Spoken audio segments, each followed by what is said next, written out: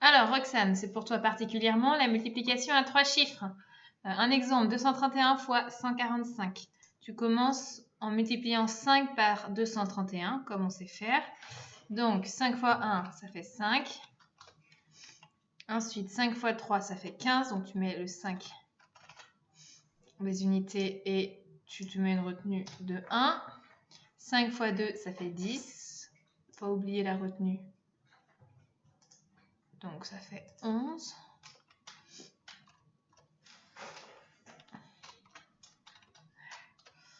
Hop, donc 5 fois 231, ça fait 1155. D'accord?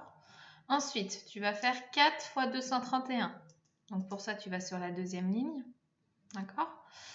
4, ce n'est pas 4 que tu multiplies par 231, mais 40. Donc, pour faire la marque de la dizaine, tu mets un 0 ici. Et maintenant, tu peux faire 4 fois 231. Donc 4 fois 1, 4.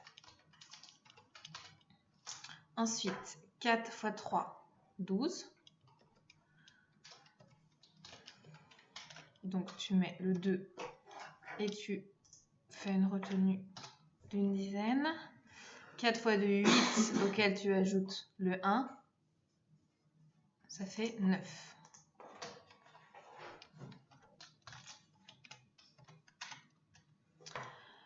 Donc là, tu as fait 40 fois 231 et maintenant tu as le 1 ici. D'accord? Le 1, on est d'accord que c'est la position des centaines. D'accord? Donc on va faire 1 fois 231, mais pour que ça fasse 100 fois 231, il faut que tu rajoutes tout simplement sur cette ligne-là le 0 des unités et le 0 des dizaines. Comme ça, maintenant, le chiffre que tu vas mettre, ça va être le chiffre des centaines. Comme la position du 1 qui est en position de centaines. 1 fois 1, 1. 1 fois 3, 3.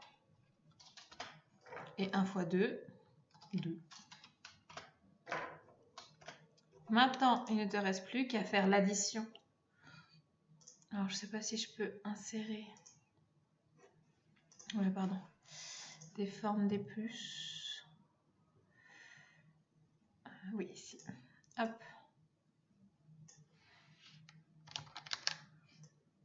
Voilà, donc tu fais l'addition tout simplement, non pas de 2 termes comme dans une multiplication à 2 chiffres, mais de 3 termes.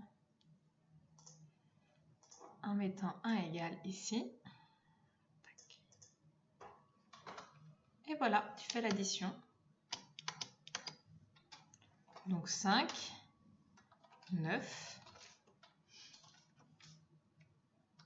4.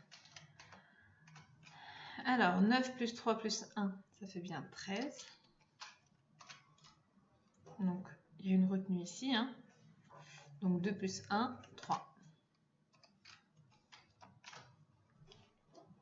Donc le résultat, c'est bien 33 495.